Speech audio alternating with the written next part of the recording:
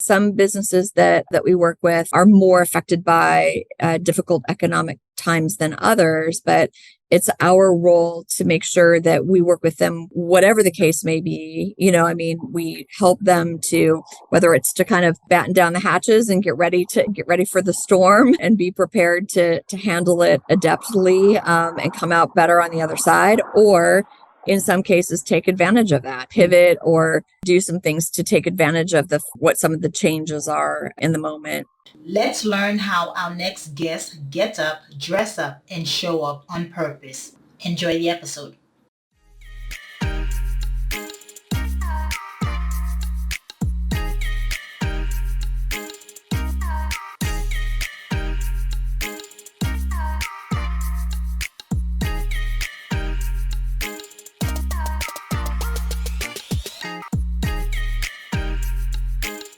Hello, morning enthusiasts. Welcome to the Best Morning Routine Ever podcast. I am your host, Dr. Lee, and today I have the honor of introducing a wonderful guest to the show, Kim Troy. Now, she is the founder and CEO of Civilis Consulting. Now, a business advisory firm providing strategic sales, marketing, operations, and HR guidance to fast-growing businesses. So it's a all-inclusive firm that really helps take you to the next level. She has years of experience and she's the expert matter. And so I'm excited to have her on today. Kim, welcome to the show. Thanks. Happy to be here. Yes, I'm excited. Now, did you have HR background? Let's talk about your journey to before starting your own firm. Yes, I did. So I spent the first 25 years of my career in corporate America and held similar roles to what I do in my company now. Held roles in executive level roles in sales and marketing and operations and HR. Yeah. And I left that corporate world in the first part of 2002. And started my own consulting practice working with small businesses and nonprofit organizations, building that organizational capacity, just getting more out of their people and building good foundational processes so that their businesses and organizations could grow. And I've been doing that ever since 2002. I've built my own company doing that. So I have other consultants now that work for me as well. And I love, love, love what we do. It's very rewarding to be able to see the impact that we're having on those organizations as they continue to do more of what they do best. Yeah. Since 2002, my goodness, how has business been? Give us some of the success and pitfalls during that time frame, because you've seen a lot. I mean, economy wise, you've seen the world change in that time frame. How has it affect your business?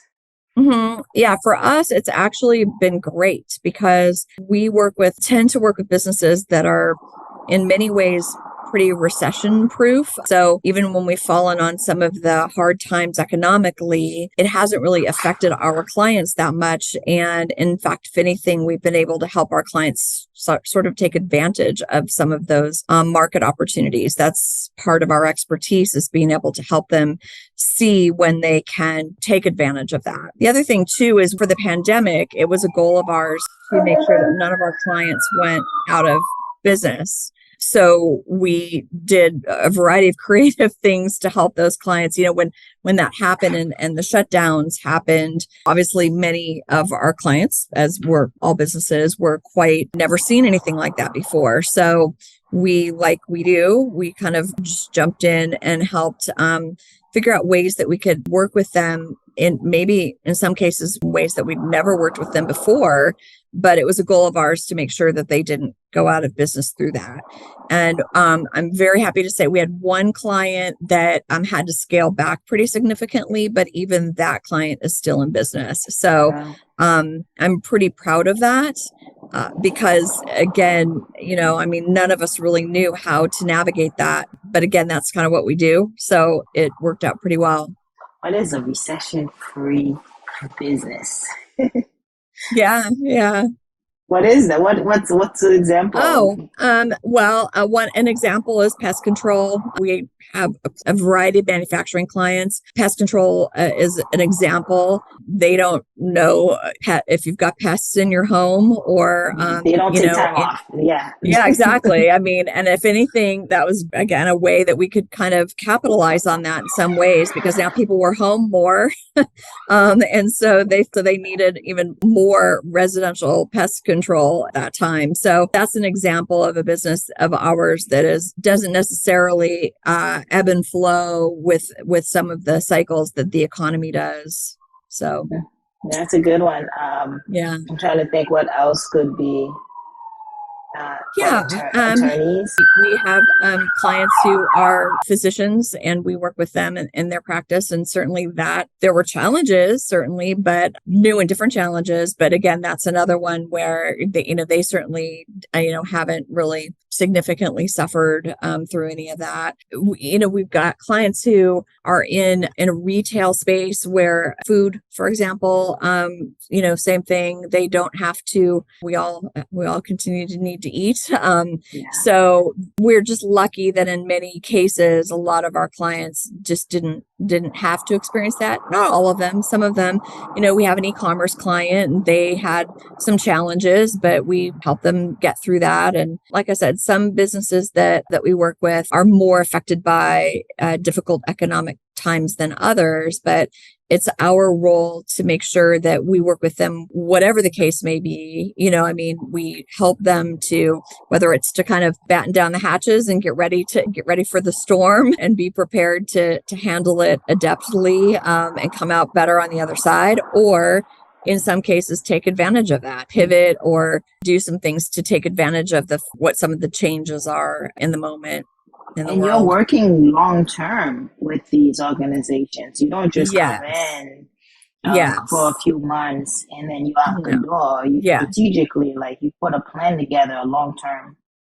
Yes. Yeah. We have some clients that we've worked with for over a decade. And yes, we become part of their team. We become part of their leadership team in helping them, make big strategic decisions as well as just operational, tactical, day-to-day getting the work done. So we play that role all the way from strategy all the way through to execution to make sure that whatever strategies we're putting in place for them, whatever growth strategies we're putting in place, we make sure that they actually get executed. And that's what we do. And we love that. We love that we work with them over that long period of time as a partner, really, in their business to accomplish the goals that we all set out together to do. So it's a lot more rewarding to stick around like that, because like I said, we can see the impact that we're having on their business, which is far more preferable for me as a consultant. I'd much rather be able to see the outcomes that we all are looking for and be around to actually celebrate those. So I very much enjoy that part of it.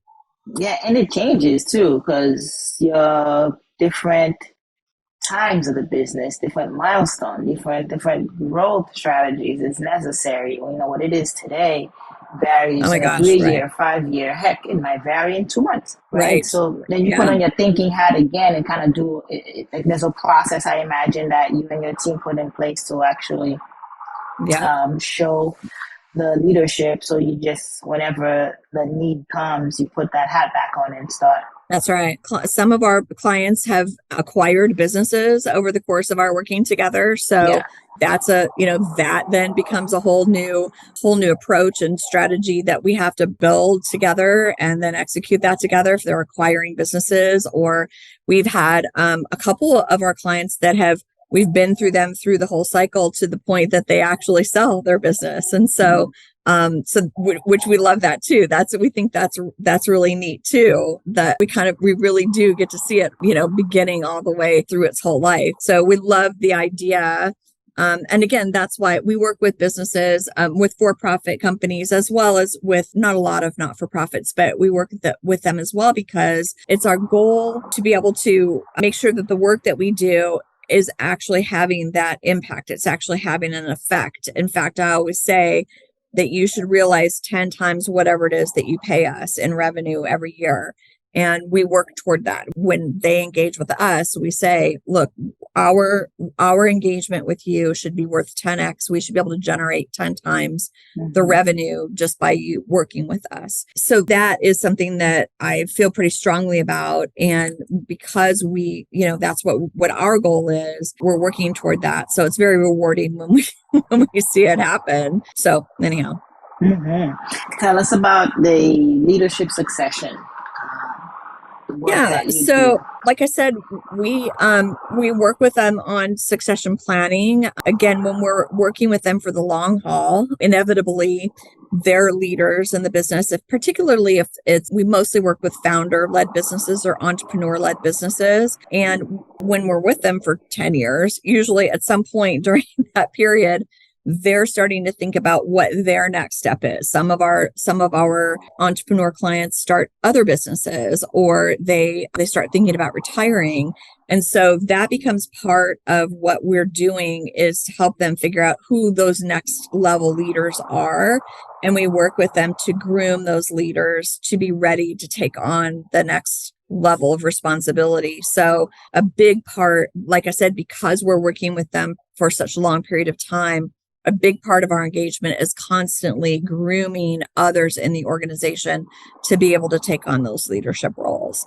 And in some cases, if we go in, like I said, to help them in one aspect, if we're helping them in the HR area, for example, sometimes what we do is we help them build out that HR department, hire the HR leader, get that HR leader on board, and then turn the HR department over to that person. And then we move on to some other aspect, some other area of their business, operations or sales or marketing. Again, we're there to help them continue to build capacity in their company so that they can continue to grow. Yes, for nonprofit sustainability as well. Yeah. Yeah, for Well sure. put. Yeah, tell us about some of the habits that you've had to put in place to be successful. How do you get up, dress up, and show up? What's your morning Yeah. routine like?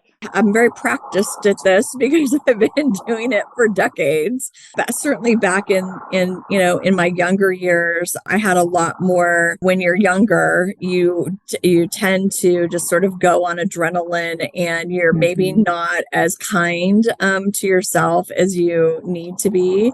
As I've gotten older, I've learned that I just can't be a good partner to my clients or to my spouse or to my friends or family if I'm not first really taking care of myself. And it's hard because I have very high standards for myself and for my company. And I give, 110% to every one of my clients. And so sometimes it's really hard to figure out how to carve out that time.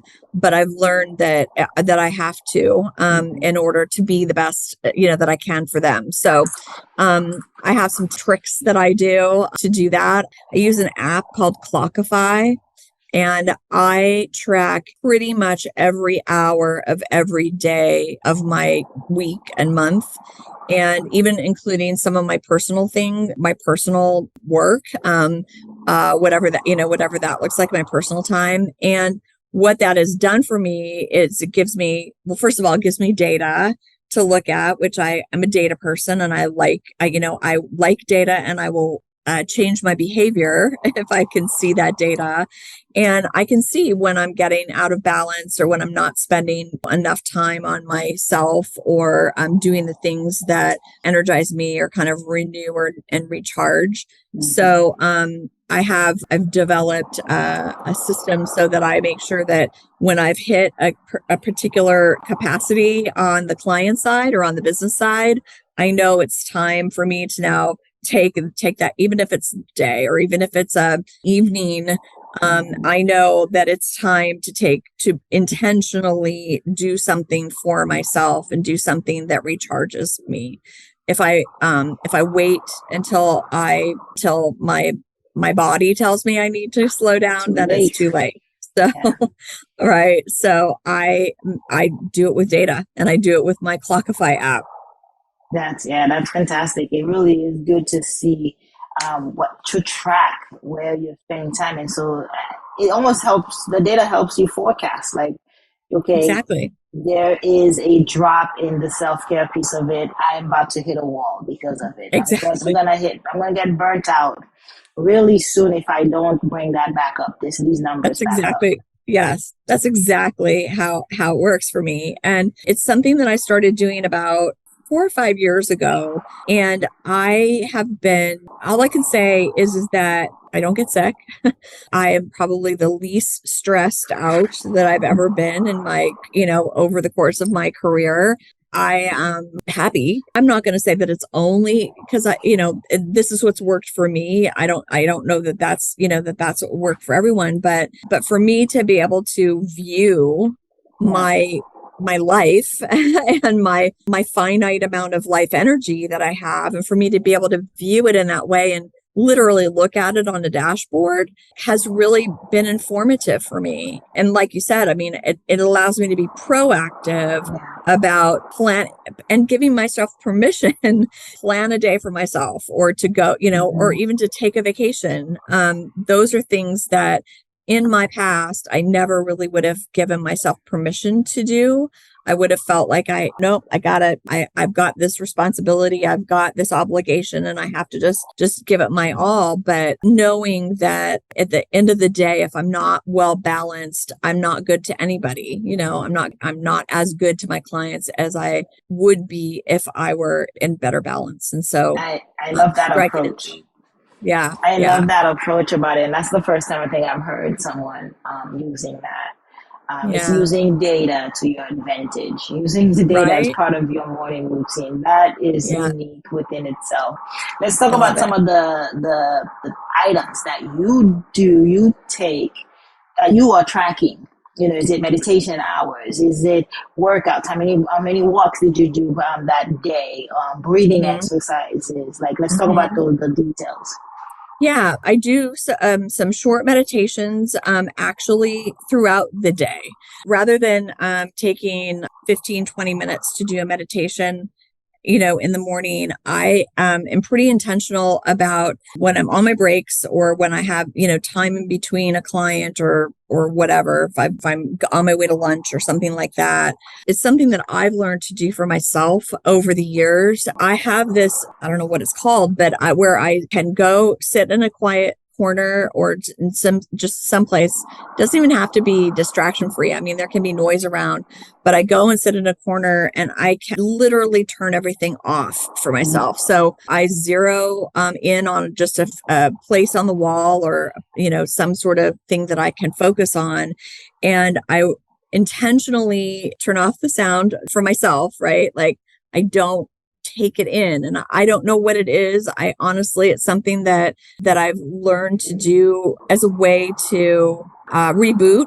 I think is kind of is maybe the way that I would say it is in my brain is Yeah. I don't let anything in. I don't let my brain process anything. I turn it off. And I can usually do that for about 5 minutes or so. And then afterwards I feel completely refreshed and totally ready to go back into whatever it It's like is a that I brand was new doing. person. You're a brand new Yeah. person. It's like you reset the brain. The same effect Yeah. happens with a 10-15 minute nap too. Like, Yes, yes, yes, exactly. And it's all I can explain it. I don't know what it is. It's just something that I've learned from myself. I imagine that it's like a meditation. It's just mm-hmm. it's like a power Yeah. meditation, right? It's just like a short little thing. The other thing too, when I'm thinking about how I balance out my time and what I consider to be my personal time or the way that I balance out my day or my week is it's very important to me that I spend as much time outside in nature as possible. That is something that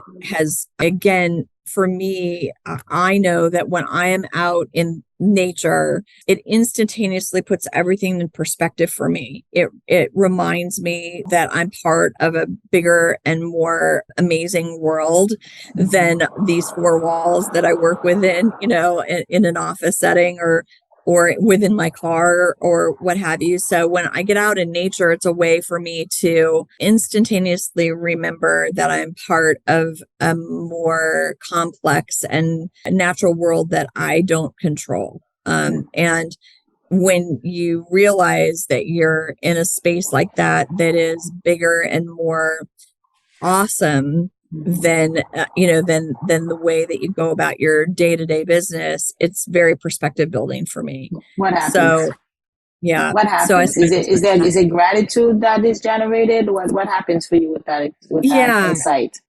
it's yes, it's gratitude in some ways, but it's also, I think, again, and we haven't talked too much about it, but I've spent a lot of time in very, very wild places in Southern Africa and worked with conservation organizations there. It's like that, the work that I did there, we lived out in the bush and worked with wild animals, and where we would go or where we were living, it was very rustic, very rudimentary and very, again, natural. You realize that you as a human are not in control of a whole lot.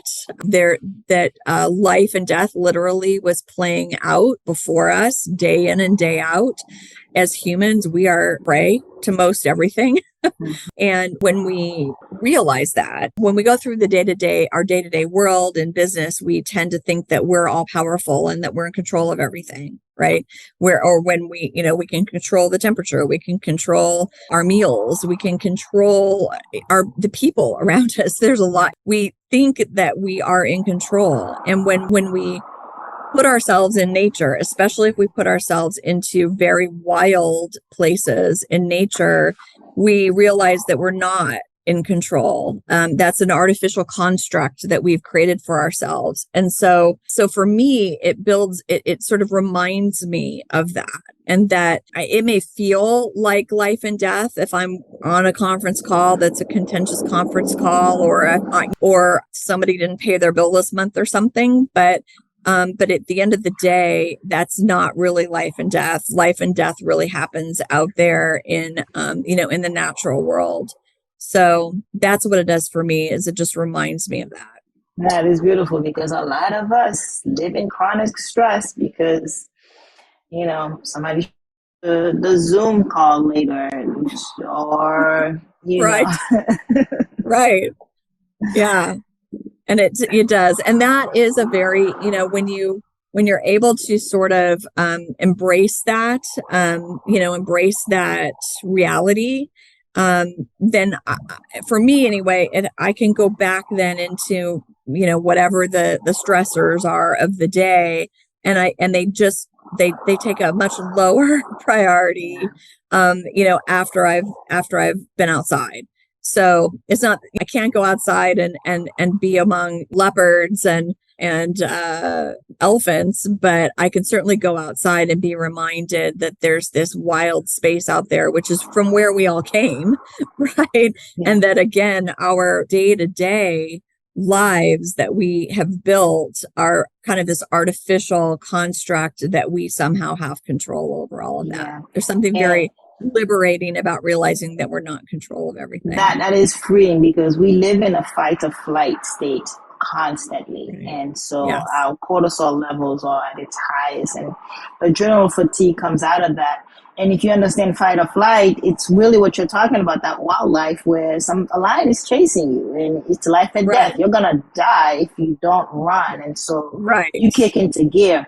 But the same gear we take with us when we're stuck in traffic or our, ever-ending to-do list. And for me, I have a similar experience. I have a 6-month-old who just gave birth. And so I realized how precious life is and how dependent, because I'm breastfeeding. And I remember watching a show on Netflix where a sea lion gave birth, had to breastfeed, but she had to go to sea to feed herself, because if she's not feeding, she's not eating, then she cannot nourish her baby. Yeah. And I think about that story when I'm in the process of feeding and how, the two parallel worlds, how it may seem so different, but we're living in that state where I still need to do these things. I still need to make sure I'm fed so I can continue to feed baby, but I don't have to leave baby alone and go to sea for 5 days. And so sea lion don't even come back. That's fight or flight. you know? Right. Yes. Yes, That's life or exactly. death. Like you're living an Yes. infant behind. You may never see them again. They're really Right. small because you may Yeah. not make it back because something may happen while you're at sea trying to Right. feed to make it back to your baby. So it goes to show you that that analogy that you just shared with me makes you put things in perspective. Like yes, not just gratitude, but in perspective. Like things Right. are okay. Exactly. I mean, Yeah. you're much safer than that poor sea Mhm. lion, right? Yeah. And your baby is safer than that, than that sea lion pup. So, right. Those are things that, like I said, when we don't necessarily think about those or have the sort of the trigger to realize that. So it's good when you can find something like that and kind of use it as your talisman or some sort of touchstone as a way to kind of bring you Mm-hmm. into that other point of view. That's how we change our perspectives, I think. Yeah, bring you back to real life, bring you back to reality, but also giving your nervous system a break so that it's Hmm. not constantly just flying and just fear Right. and Right. overstimulated with, Yeah. all the things that can cause you to be sick. No wonder you haven't been sick for 5 years. You have the Exactly. No, right I mental mean, mindset. yes, exactly. I mean, knock on wood. I think it's all connected. I mean, there's something to be said about that. When we live in this constant state of fight or flight, when we feel, we think we've created this world where we think we are under attack, and we're really not. But our bodies are kind of and our brains are kind of made to keep telling us that we are and that we should be, because like I said, we are really prey. I mean, we really are prey. We're Hmm. very vulnerable. We're very, we don't have big claws or big teeth, or we are very vulnerable in the natural world. And I think that our brains are just I'm sure that they've evolved to be constantly looking for threats. That's just what we do. So in our case, threats might be that again, I can't get the good parking space in the parking lot, or that whatever, that I don't have a cute outfit to wear today or something. I mean, our brains are constantly scanning for that threat because we are naturally prey animals. Yeah, well said. I needed that reminder, that's button to remind me, like, nah, no, things are okay. It's all right. That it doesn't have to be in that constant fight or Right. flight. Right. Full. So thank Yeah. you for sharing, Kim. It's been such a joy hearing that insight. Tell us, how can we connect with you? Where can we find you? Sure. Well, you can find, so my website for my company is civilisconsulting.com. That's spelled Civilis consulting.com. You can find me on LinkedIn. I'm super easy to find. If you just Google Kim Troy LinkedIn, you'll find me. I'm super easy to find there. And then we have a company Facebook page as well as a company LinkedIn page. Fantastic. It's been an honor sharing with you. And it's Thank always you. good getting a new insight into things. And you've definitely done that for me today. And I appreciate it. Thanks. It's fun. Yeah. Hope you enjoyed today's episode. Please comment and tell us what was your favorite part, your favorite habit that you are going to try out for yourself today. Comment below. If you haven't already, be sure to subscribe. Until next time, I will see you at the top of your best morning routine ever. Stay blessed.